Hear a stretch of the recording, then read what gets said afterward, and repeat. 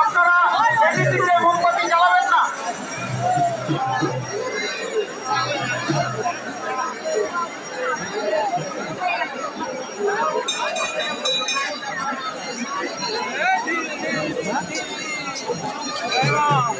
বলো,